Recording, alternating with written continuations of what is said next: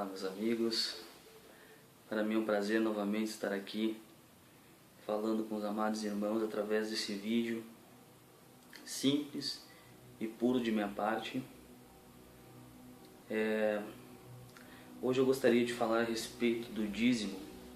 Estava conversando com um amigo hoje a respeito do dízimo, a respeito do que acontece nas igrejas, entre aspas, e o que os pastores, entre aspas também, falam e acham a respeito do dízimo. Eu fico observando muitos pastores, a maioria deles, falando que o dízimo é obrigatório, o dízimo é de Deus, que a gente deve pagar o dízimo, os 10% do dízimo. Em alguns lugares já existe até 20% de dízimo, e tenho certeza que daqui mais uns anos esse valor irá dobrar, porque isso não termina, isso é uma praga. A palavra de Deus fala que toda árvore que não der frutos a gente deve arrancar e jogar fora. E infelizmente, o que os pastores têm ensinado não tem serventia nenhum, pois não condiz com a palavra do Evangelho da Graça de Deus em todas as situações e todas as questões. Se nós analisarmos e estudarmos a palavra a fundo, se nós lermos a palavra de carreirinha, como diz um amigo Caio Fábio, nós poderemos sim entender o Evangelho da Graça de Deus.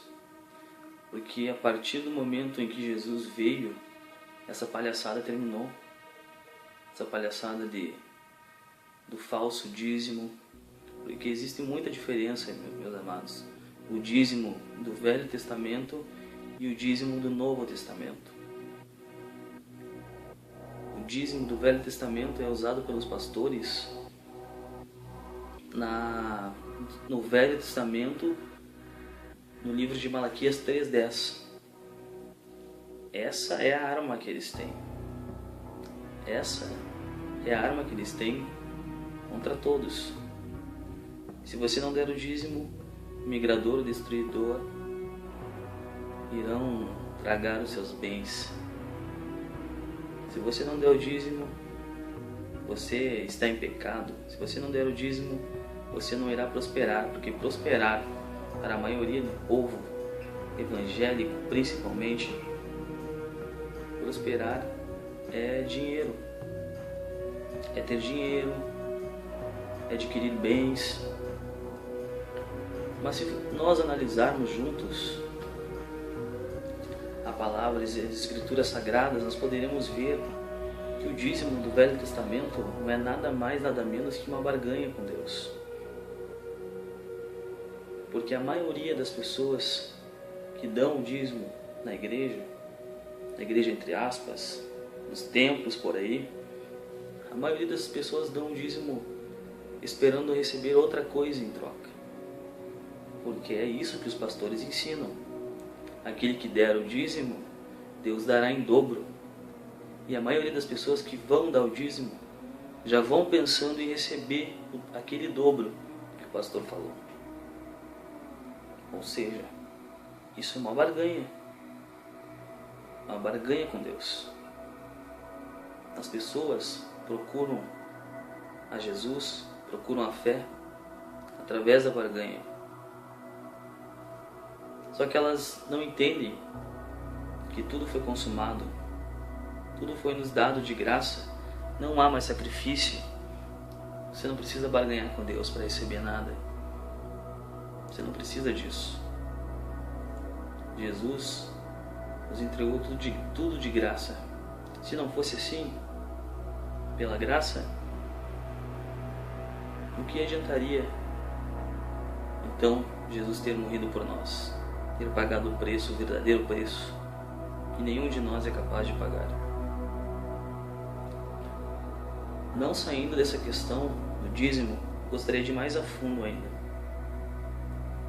quando você é questionado por um pastor, entre aspas, que é questionado sobre, os pastores falam, se perguntam, os pastores falam assim, mas o obreiro é digno do seu salário. Vamos ler a respeito agora, já, sobre essa questão do obreiro é digno do seu salário. Aí eu me aprofundo mais na palavra de Deus e vou mais a fundo olhando para Jesus e entendendo como Jesus agia, entendendo como os discípulos foram instruídos a agir. Eu vejo que tudo isso não é nada. Eu nunca vi na Bíblia Sagrada, no Novo Testamento, eu nunca vi Jesus recebendo o dízimo de ninguém, cobrando o dízimo de ninguém. Aliás, tudo que Jesus recebia, ele repartia com todos que estavam à sua volta ouvindo a sua mensagem. Foi isso que ele sempre instruiu aos seus discípulos. Reparta o pão com o próximo. Eu fico me lembrando daquela passagem dos 5 pães e 10 peixinhos, quando o povo estava escutando a mensagem e o povo sentiu fome. Os discípulos se apavoraram e perguntaram: Mestre, o povo está com fome, o que faremos? Jesus falou: deem de comer a eles. E Jesus organizou eles. Jesus mandou organizá-los. E desses 5 pães e 2 peixinhos, Jesus alimentou toda a multidão que estava escutando a sua mensagem. Mas não é isso que a gente acompanha. Não é isso que a gente acompanha nos dias de hoje e há muito tempo atrás. Não é isso que a gente tem acompanhado.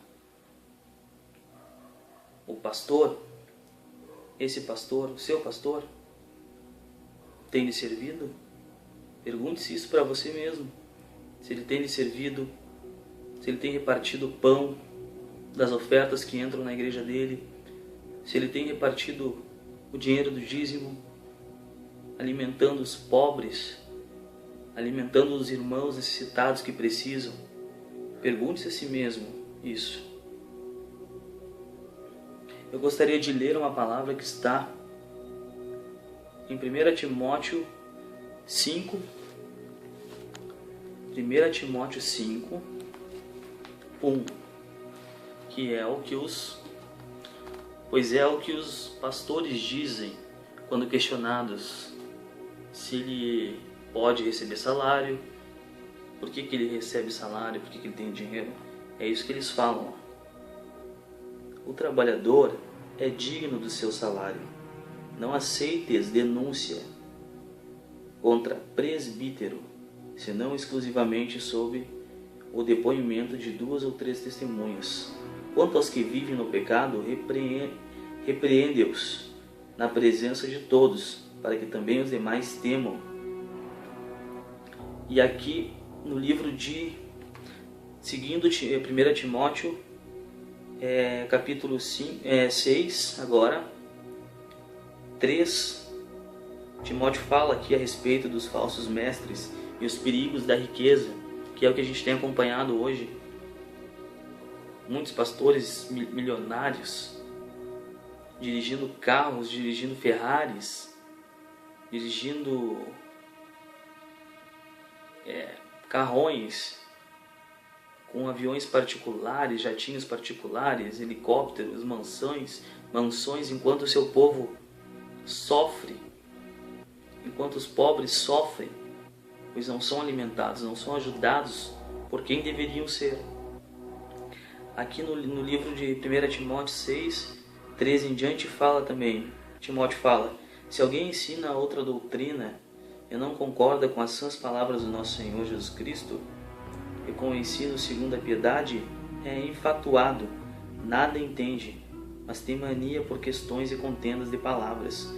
de que nascem da inveja, da provocação, das difamações, suspeitas malignas, alterações sem fim, por homens cuja mente é pervertida e privados da verdade, supondo que a piedade é fonte de lucro. De fato, grande fonte de lucro é a piedade com o contentamento, porque nada temos trazido para o mundo, nem coisa alguma podemos levar dele. Tendo sustento e com que nos vestir, estejamos contentes. Ora, os que querem ficar ricos caem em tentação e cilada, e em muitas concupiscências insensatas e perigosas e perniciosas, as quais afogam os homens na ruína e na perdição, porque o amor do dinheiro é a raiz de todos os males, e alguns nessa cobiça se desviarão da fé, e a si mesmo se atormentaram com muitas dores. Se desviaram da fé e a si mesmos se atormentaram com muitas dores. Eu podia ir muito além disso, falando a respeito do dízimo que é pregado, falando a respeito das riquezas desses pastores, que a cada dia que passa enriquecem mais. Se eu vou olhar para Jesus e olhar para essas pessoas que fazem isso, se você está me assistindo, você que frequenta uma igreja, você que tem o seu pastor aí, eu sei que existem muitos pastores pobres que recebem um salário de R$1.000, mas esses que recebem o salário de R$1.000 também, eles não podem escapar do jugo. Eles não vão escapar, porque quem está coligado na mesma denominação ou na mesma visão, ele será punido também por esses erros. Então, o jugo é para todos, e principalmente para aqueles que levam e falam da fé, falam do amor de Jesus, mas ao invés de falar do amor, aproveitam-se dele, pegam trechos bíblicos, bases bíblicas, fazem cursos teológicos de como manipular o povo, como prender o povo, fazem campanhas. São letrados muitos, alguns incautos, todos, nenhum escapará. Todos que estão coligados à mesma denominação e falam a mesma linguagem, todos esses serão julgados por suas ações. Ninguém escapa, meus amigos. Ninguém escapa. E falando a respeito dessa palavra que eu li de 1 Timóteo, essa é a resposta que eles irão dar para você, para mim e para todos que perguntarem a eles sobre o salário do presbítero, do pastor. Essa é a resposta. Anterior a essa resposta, a primeira foi a que eu falei do Malaquias 3:10. Malaquias 3:10 para os pastores da lei, os escribas, é a palavra-chave, é a palavra principal para eles sugarem vocês, sugarem seus bolsos, para ele lhes enganar. Essa é a palavra principal.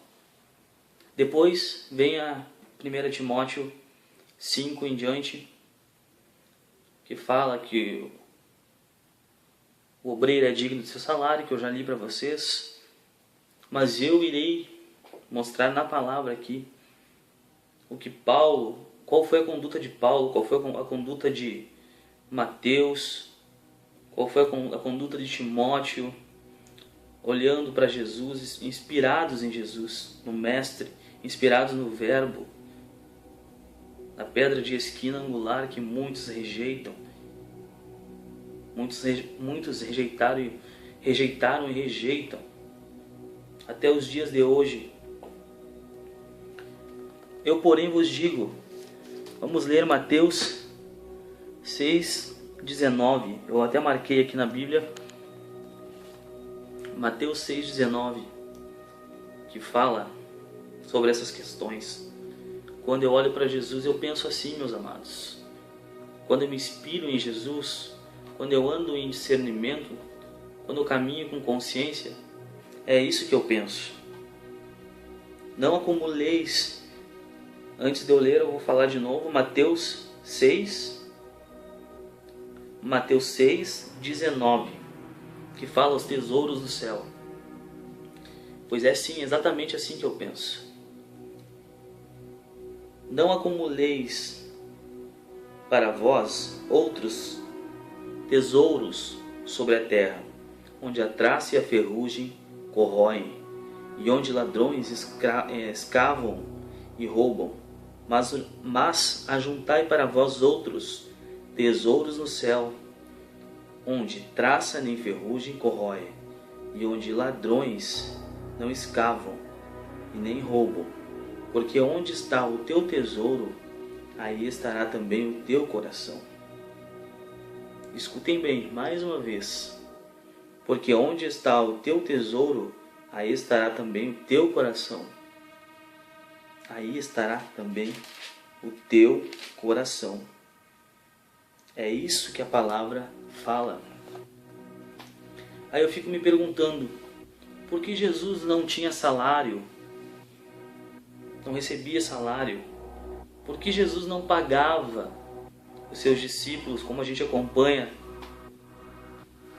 nos dias de hoje, infelizmente, isso acontecendo? A igreja quadrangular, eles não pagam salário para os seus pastores. Por quê? Eles não têm caixa único na igreja. Mas tudo que entra, eles tiram as taxas, as porcentagens, devolvem para a igreja, para o responsável, seu bispo local, e o resto eles embolsam. Pagam as continhas da igreja, luz, água, e o resto vai para o seu bolso. Tá? E eles falam ainda que não são assalariados. Tem pastores que recebem e ganham R$1.000, R$2.000, R$5.000, R$10.000, R$20.000, R$30.000. Olhem só, meus amados.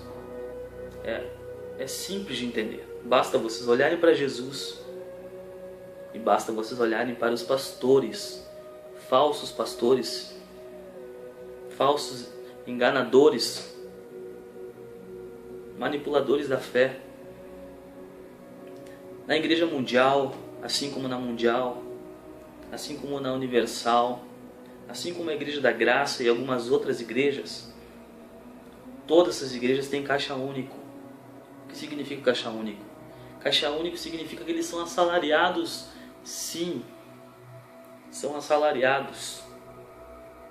Todo o dinheiro que entra nas igrejas em suas regiões e cidades, eles pegam essa quantia, digamos que seja 20.000, eles pegam os 20.000, devolvem para o bispo e o bispo paga o salário deles mensal. Quando que você viu, meu amado, Jesus receber algo por pregar o Evangelho? Quando você viu os discípulos serem ensinados a receber, a cobrar o dízimo, a doutrinar as pessoas para darem dízimo, para manipulá-las com a palavra, a darem dízimos, a darem ofertas para prosperar? Quando você viu isso na história? No Evangelho genuíno? Nunca, meus amados. Nunca. Será que existe comunhão do Evangelho genuíno de Jesus com esse Evangelho falso que esses pastores insistem em pregar e falar? E você que está aí me escutando, você que dá o seu dízimo, você também insiste em ser enganado, em deixar ser enganado, em se deixar ser enganado? será que Deus precisa realmente do teu dízimo? Tanta gente passando fome na sua cidade, no país, fora do país, em outros países. Tantas pessoas passando fome. Será que Deus precisa realmente dos teus 10%? Porque no Novo Testamento, no Evangelho da Graça, eu nunca vi isso acontecer. Pelo contrário, Jesus ensinava que todos deveriam vender suas coisas e repartir entre todos, e repartir e dar e servir aos pobres. Foi isso que eu aprendi, e é isso que eu tenho aprendido. O dízimo da lei é um dízimo maldito, porque traz consigo barganha. O dízimo da graça é um dízimo abençoado, porque ele não fica nas nossas mãos. Ele não vai para a mão do pastor, mas ele vai para a sua família. O dízimo da graça é tudo que você faz de bom pelo seu irmão. É tudo que você faz pelo seu próximo. Esse é o dízimo, esse é o verdadeiro dízimo. Essa é a verdadeira oferta. Ou seja, o que for, pode ser dízimo, pode ser oferta, pode ser ajuda. Essa é a ajuda, esse é o dízimo, esse é a oferta do Evangelho da Graça, ajudar o próximo. Dar de comer ao próximo, repartir o pão, servir o próximo, não ser servido. No Evangelho genuíno, nós servimos. Jesus nos ensinou que Ele não veio para ser servido, Ele veio para servir ao próximo. Mas é isso que vocês têm acompanhado, meus amados? Vocês têm sido servidos do Evangelho nas igrejas que vocês frequentam, nas igrejas entre aspas, né? Nos lugares que vocês frequentam? Vocês têm sido servidos? O seu pastor, entre aspas, tem cuidado de você? Sem olhar para o seu bolso? Sem te alfinetar? No final do mês e no começo de mês, você tem que dizimar, irmão. A palavra diz mais ainda. Jesus diz mais. De graça vos dei, de graça fazei. Aonde estiver, a palavra diz assim: aonde estiver o seu tesouro, ali também estará o seu coração. Pense, meus amados, e reflitam. Aonde está o seu tesouro? Onde está o seu tesouro? Está nos bens aqui na terra? Está nas riquezas, nos interesses, nas mentiras? Pois se estiver aí, o seu coração também estará aí. É difícil de entender? Espero que os amados amigos tenham entendido a diferença do dízimo da lei e o dízimo da graça, pois o dízimo da graça é tudo que a gente faz pelo nosso próximo. Tudo que você faz pelo seu próximo é o seu dízimo. Tudo. Faça pelo seu próximo. Ajude a sua família, os familiares que estão precisando, passando fome, ao invés de dar os 10% para esses, eu não sei nem que nome usar, para essas pessoas incrédulas. Ao invés de você dar os seus 10% para eles, dê para algum familiar seu que está passando necessidade. Discirna, meus amados. Dê para um amigo que está precisando. Faça a sua caridade, faça a sua bondade. Viva, tenha piedade do próximo. Não se deixe enganar. O Evangelho da Graça está aqui de graça para você. Por que você insiste ainda em ser condenado pela lei? Por que você insiste ainda? Por que você insiste ainda em ser condenado pela lei? Por que você defende uma coisa que você não é capaz de fazer e cumprir?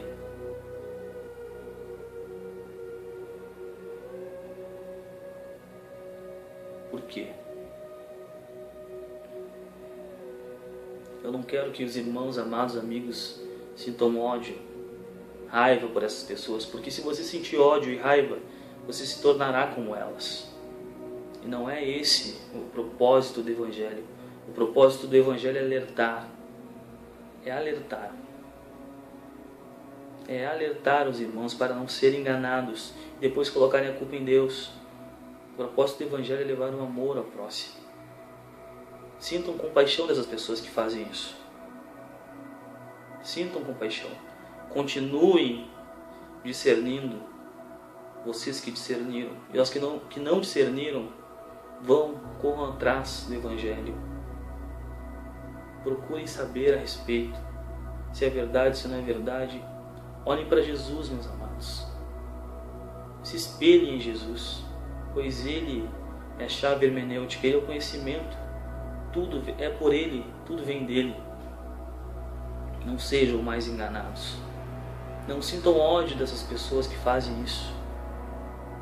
Não sintam para não se tornarem como elas. Mas tenham compaixão delas. Porque a palavra diz que até o nosso inimigo nós devemos dar de comer e beber. Se tiver fome ou sede, dei de comer a elas. Dei de beber.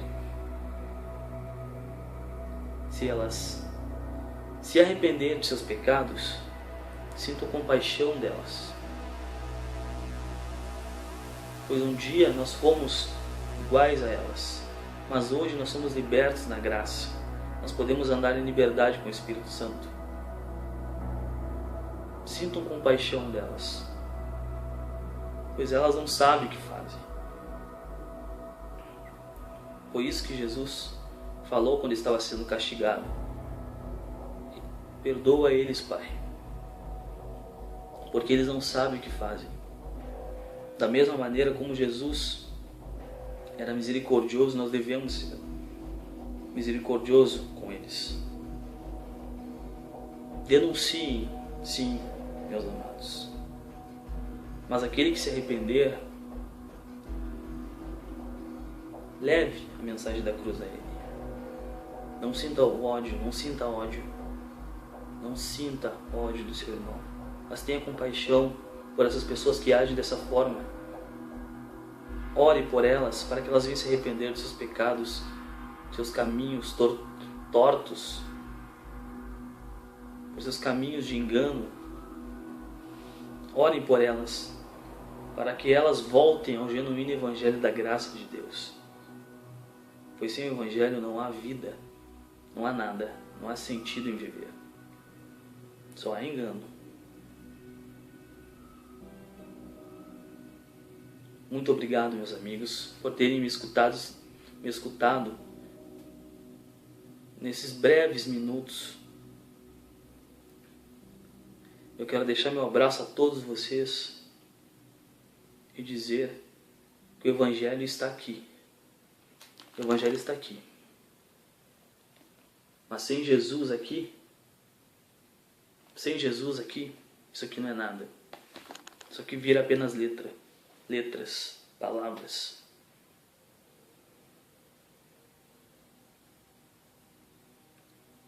Discernam o seu próximo.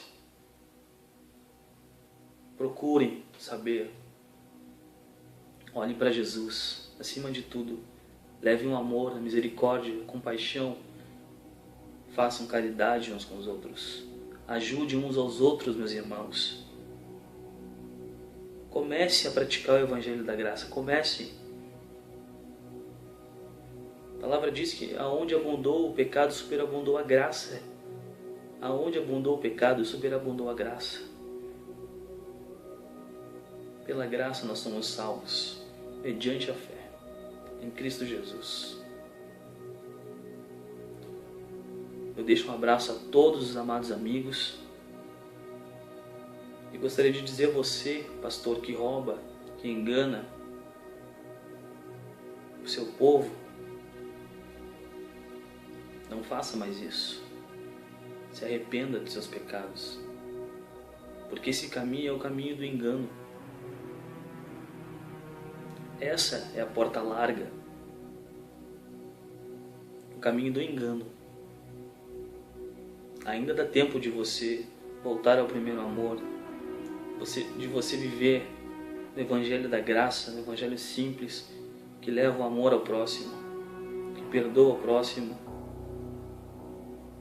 que serve ao próximo, que anda em discernimento, em consciência, em verdade, pois a verdade ela liberta, bem como diz as Escrituras Sagradas: conhecereis a verdade vos libertará de todo mal.